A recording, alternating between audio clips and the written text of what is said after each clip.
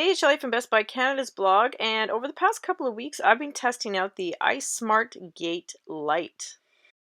iSmartgate LITE is a gate opener that you can use to wirelessly control your gate arm. The gate opener works via your phone or tablet using the iSmartgate app. So when you unbox the iSmartgate Lite, you'll want to plug it in while you're in the house. It needs to be near your router to establish an initial connection. And keep in mind that this device needs to connect to the 2.4 gigahertz band. So if you have a Wi-Fi router that has a 2.4 gigahertz and a 5 gigahertz, you'll have to connect strictly to the 2.4. Once you've connected it to your router, you're going to want to take it out to your gate. My gate is about 50 to 75 feet away from my house, and I was really happy to see that with the connection that I established just for the gate, I maintained a very strong Wi-Fi connection.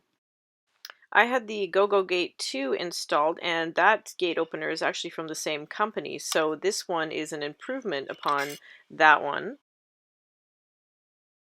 The iSmartgate Lite also has a very similar install process, so because I'd already gone through the install process when I did my GoGo Gate 2 review, I was already an expert level at installing this gate. It was very easy though. All you have to do is install the wires in the gate opener, and then you connect those wires to your gate arm. It tells you in the instructions in the app and on the website which which wires you have to install in which sections of the gate arm. Once those wires are connected, all you have to do is plug it in and let it reboot.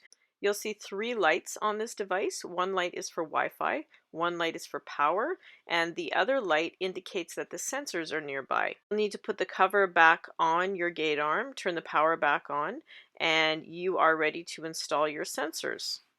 The sensor that comes with the iSmartgate Lite is waterproof and weather resistant. The hub itself is not waterproof or weather resistant, so I'll show you what I did to protect the hub in a minute.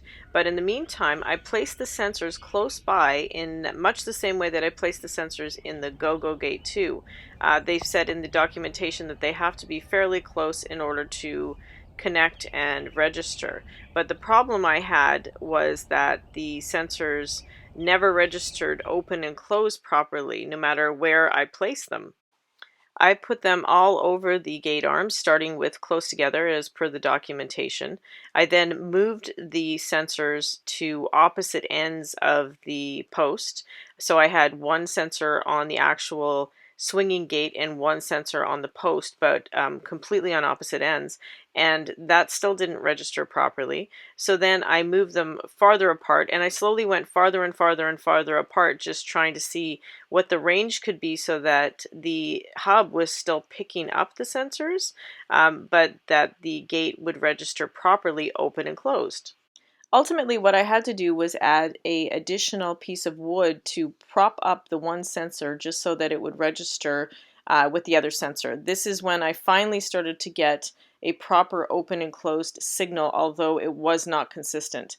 I did think in the original install that it was very similar to GoGo Gate, where GoGo Gate had the cords attached to their hub so that you did have to be very close by, but with these you can actually have the freedom to place them a little bit farther away. The only problem is I found that when logging in, it took quite a while to log into the app, and then it sometimes still did not register open and close properly.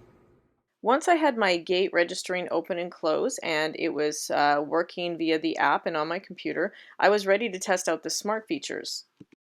iSmartgate Lite has options for voice control as well as linking to IFTTT for full automation. Here's a demo of what it was like for me to use the iSmartgate Lite and voice control. Okay, Google, open the gate.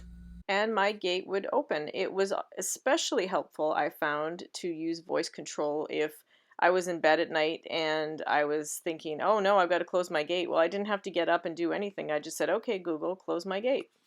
There's also an IFTTT integration where you can set up applets to control your gate. And the best part of this is that there's geofencing. So if you show up at your gate, it will automatically open because it senses you're in the area. And then you set an area for when you leave and it closes your gate.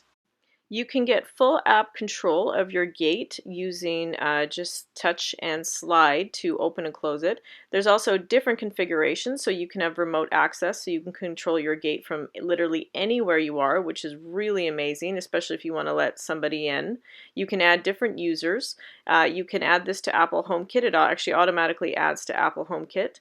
For stronger connectivity, you can also get an Ethernet plugin so that you can plug it straight into your Ethernet if your gate is close by. You can also add the iSmartgate camera to this gate. I did try to do that. I installed the 30-day plugin, but I wasn't able to get it to connect properly. I think it actually had something to do with my Wi-Fi. It wouldn't connect to that. But this is a network IP camera, so yeah, I'm not entirely sure why I couldn't get it to work, but I will keep trying.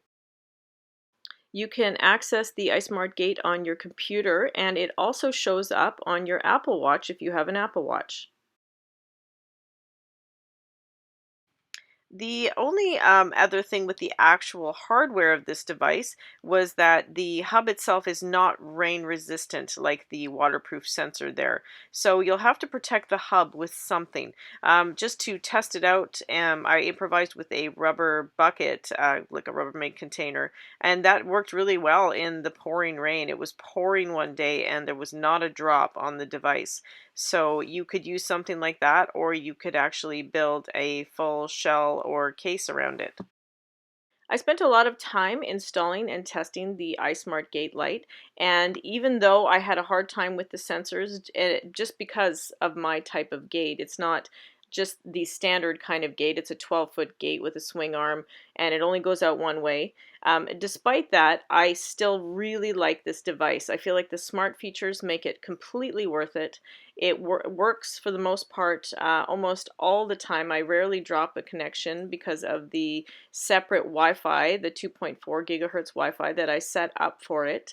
And once that I figured out the sensors and I was able to rectify the open and close situation, I was able to access IFTTT, and those applets basically automated everything. Now I'm really looking forward to how they update this device. I think that the Wi-Fi connectivity is excellent. It's easy to use, and it's one of the least expensive options for having a gate opener. Although it took me a while to work out the kinks, I am really happy with this device. You can see my full written review and other photos of the iSmartgate Lite on Best Buy Canada's blog. Thanks for watching.